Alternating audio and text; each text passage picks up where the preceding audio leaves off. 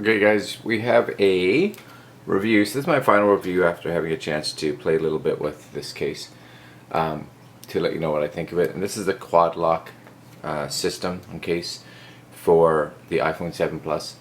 I'm going to talk again in regards to two parts. So one is the physical case setup, and the second part will be the mount. So first part, I'm going to talk about the actual case, the part that you'd have on your phone all the time. And you know, the case, this one's really nice. It's a really nice case. It's a good, nice, firm, plastic on here. I'd say the protection level would be pretty decent if it did take a tumble. Now, of course, if it tumbled off your bike or off of you from a good speed or elevation, then not a whole lot is going to protect that. If you look at the actual construction, really nice. It goes on really firm. Once it's on there, there's no real feeling that this is going to pop off at all, which is great. Access to all the buttons, of course, really nice. So the home button is accessible.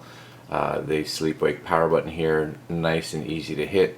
The volume buttons as well, nice and easy. You can actually see if I take that, the volume buttons. So the clicks are really nice on this case, so no complaints there at all. If you turn it around the back, of course, you will have the quad lock mounting system, which is good. Access to your camera, and other than that, everything is closed. Now, the one nice thing is, profile-wise, if you look at it, one of the nice things I find with the quad lock is that they've really smoothed out that profile here, or that thickness of the case. So if this is sitting in your pocket, even though it has a locking system on the back, unless you're actually looking at it, you would really not notice that being there, which is great. Other than that, of course, speaker ports are open, as well as the lightning port. So, as a case that you would wear all the time, I think it's fantastic. Now we get to this piece. So, a lot of companies are coming out with these two pieces, which is, the case itself and a water protection if you need it. So, we're going to mount this on here, and just like all of them, this is a simple slide in, so it just slides in the back. You actually see that there's a top piece where it kind of slides in. Hopefully you guys can see that, right? And then simply just kind of push the edges up, and it's on. So there it is. So would this protect it from rain? Yeah, most definitely. You can see everything is covered. Now that's a bit of my concern.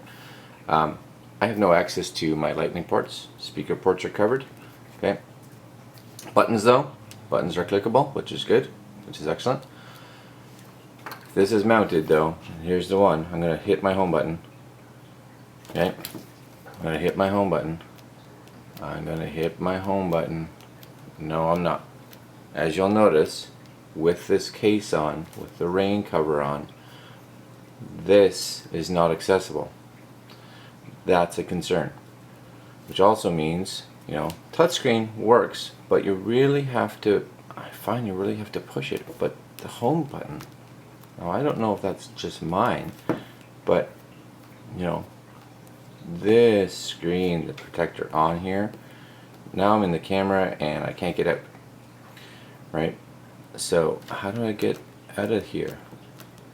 I'm hoping something this is something that they're going to remedy, because honestly that doesn't work. That's no good. So I really couldn't use this with the rain cover on. I need access to the phone when I'm riding all the time. So that to me is hopefully maybe a problem with the version that was sent out to me, but that has to come off, because I can't access even something as simple as the home button. So touch screen wise, it looks like it works. Not great, but it works. But that home button is an issue. Case by itself is great. So we're going to go out and look at the actual lock mechanism, what this mounts to, and see you in a couple seconds. Alright guys, so here's the actual quad lock mount. Hopefully you can see it. I have it mounted up on my handlebars up high here, because I do have some other stuff that I put on the main section of my handlebars. So I don't know if you can see this, but the quad lock itself, just so you can see, mounts nice and easy. Pretty much any size handlebars. It comes with these silicone bands that wrap around. Now, you have to trust the silicone bands, right? This can slide a little bit, which is fine. I don't mind that, you know, being able to move around. But if one of these bands or both bands break, off she comes. So security might be a little bit of an issue. I'm going to bring out my phone again. So this is the iPhone 7. So you'll see, I just want you to see this here. I'm going to put that on there. Okay, I'll try to put it on, and it, you know, it can mount, right, really easy. So there it is, right? It's mounted on there, nice and simple. Any concern? No, not at all, right? And that's great. It works well. But the problem is, just for me, is on a motorcycle, if I need to angle this, I can't, right? There's no way to angle this. I'm going to pull this back and take it off now, okay? So the angle of this is locked in place, and I get it. The primary use of this is probably going to be on a bicycle, where you don't need the ability to angle it at all, right? So that's, again, not a huge concern. Now if I were to move this down to the actual handlebar right in the center area, it would probably work much better, but I have it here for now, and I may change this location down the road. As far as the lock wise, again, it moves in and out nice and simple. It's a nice system, right? Just get the phone, give it a spin, and it locks into place. When you're ready to take it off, pull it back, unlock the phone, and it's done. So nice and simple. Probably better if I moved it to the center of the handlebars as just a location. But I think it's good, you know. It's you're looking at around the $90 to $100 range for the setup that I have. So the actual quad lock, as well as the kit for the iPhone 7 Plus. I think it comes in around the $60 or $70 mark US.